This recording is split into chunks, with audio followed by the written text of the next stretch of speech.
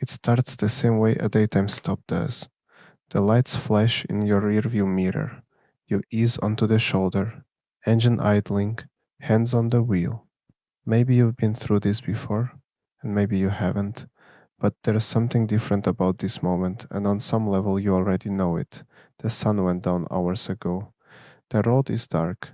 The officer walking toward your car cannot see you clearly, and that single fact changes almost everything about what's about to unfold.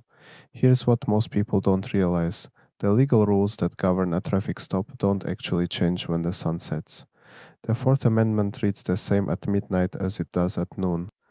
But the way those rules are applied, the assumptions courts allow, the latitude officers receive, and the margin of error that suddenly tilts against you shifts in ways that are hard to see unless someone walks you through them. Let's start with the most immediate difference, and it's one that Supreme Court precedent has baked into the DNA of every roadside encounter. In 1977, the court decided Pennsylvania v. Mimms, and the holding was straightforward. If an officer lawfully stops your car, they can order you, the driver, to step out. No questions asked. They don't need to suspect you're armed. They don't need to see anything suspicious. The mere fact of a lawful stop is enough. 2 decades later, in 1997, the court went further in Maryland v. Wilson, extending that same rule to every passenger in the vehicle. The rationale in both cases was the same: officer safety, traffic stops are dangerous, assaults on officers happen near vehicles, and the intrusion of asking someone to stand on the side of the road for a few minutes is, in the court's words, de minimis, barely an inconvenience. Read those opinions during the daytime and they sound almost procedural. Read them again through the lens of a midnight traffic stop and they take on a different weight. Because here's what Mimms and Wilson don't spell out, but every officer and every court knows: that authority to order people out of the car gets exercised far more aggressively after dark. When an officer can't see your hands clearly through a tinted or shadowed window, the calculus changes. The stop that might have ended with you sitting comfortably in the driver's seat during daylight now begins with you standing on the shoulder in the cold, illuminated by headlights and a flashlight beam. The Fourth Circuit Court of Appeals made this logic explicit in a case called United States v. Stanfield. Officers in Baltimore pulled over an SUV with windows tinted so heavily that they couldn't see the interior at all. One of them opened the passenger door to check what was inside and immediately spotted cocaine and a firearm in plain view. The defense argued this was an unreasonable search, but the court disagreed. The panel drew a direct analogy between those blacked out windows and pure darkness. Approaching a vehicle you cannot see into, the court said, creates an intolerable and exponentially increased risk. Darkness, in the eyes of the law, is not a neutral condition, it's a threat multiplier. And if you're sitting in that car, your Fourth Amendment protection shrinks to accommodate the officer's need to neutralize that threat. This pattern, darkness as a legally recognized intensifier, runs through case after case. Courts talk about the totality of the circumstances when evaluating whether a search or seizure was reasonable, and time of day is consistently treated as one of those circumstances. And officers claim that they feared for their safety gets more deference if the stop happened at 2 a.m. rather than 2 p.m., a consent search, where the officer asks, "Do you mind if I take a look inside?" becomes harder to challenge later if the encounter took place on a dark, isolated road. The law doesn't grant officers new powers at night, it simply makes the powers they already have harder to push back against. And then there's the question of why you got pulled over in the first place. This is where the research gets uncomfortable. In 2006, economist Jeffrey Grogger and statistician Greg Ridgeway published a study that would become foundational in the academic literature on policing. They called their method the Veil of Darkness test, and the premise was brilliantly simple.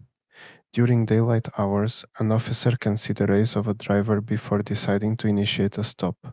After dark, that visual information is substantially obscured, especially before the officer's headlights or spotlight illuminates the vehicle's interior.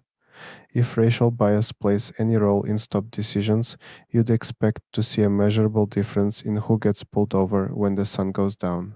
And that's exactly what they found.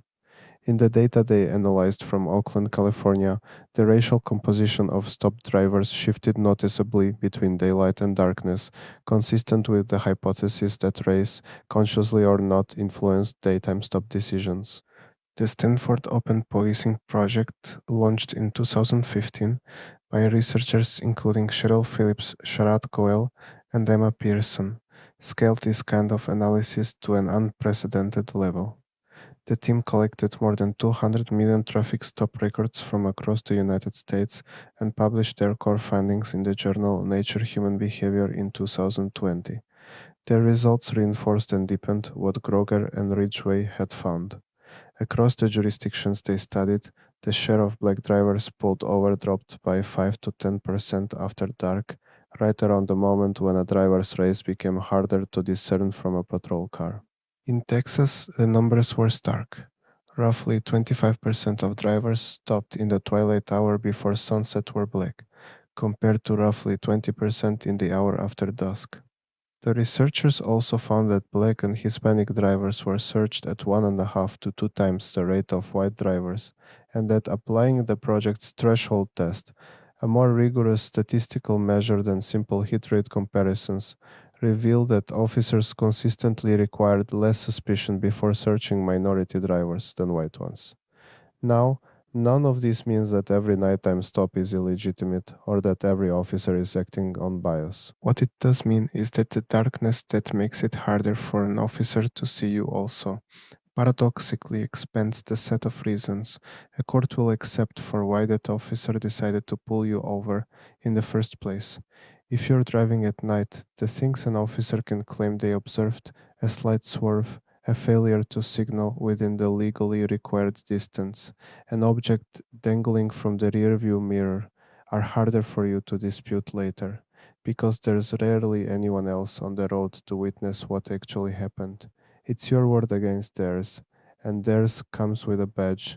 There's another layer to this that's worth understanding: consent searches. Officers are trained to ask for permission to search your vehicle, and a surprising number of people say yes. Not because they want to, but because the social pressure of the moment is overwhelming. At night, that pressure intensifies. The officer's flashlight is in your face. The road is empty. You can't see much beyond the beam of your own headlights. The instinct to comply, to prove you have nothing to hide, kicks in before the rational part of your brain reminds you that you have the right to say no. You do have that right, and you also have the right to remain in your car unless and until the officer orders you out under Mimms and Wilson, at which point you must comply. But you don't have to answer questions beyond identifying yourself.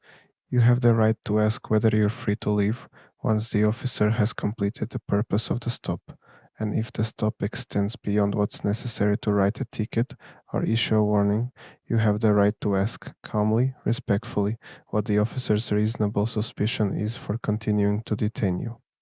But knowing your rights and exercising them safely at 11 o'clock at night on a deserted stretch of highway are two very different things. The law says one thing. The physics of a dark road and a bright flashlight say another. Your heart rate says a third. And the best thing you can do, the thing that keeps the situation from escalating in a direction you can't control, is to understand the dynamic before you're ever in it. So here's what that understanding looks like in practical terms. When the lights come on behind you at night, pull over safely and turn on your interior dome light. That single action does more than you might think. It eliminates the darkness inside your car. It lets the officer see your hands. It signals cooperation without saying a word. Keep your hands on the steering wheel until the officer reaches your window. If you need to reach for your license and registration, tell the officer where they are and ask before you move. These aren't legal requirements in the strictest sense, but they diffuse the heightened threat perception that darkness creates, and de escalation is its own form of protection. If the officer asks you to step out, you must comply. Mimms and Wilson make that clear. But if they ask to search your car, you can say, I don't consent to searches. Say it calmly, say it once, don't argue, Don't physically resist. If the officer has probable cause to search anyway, they will.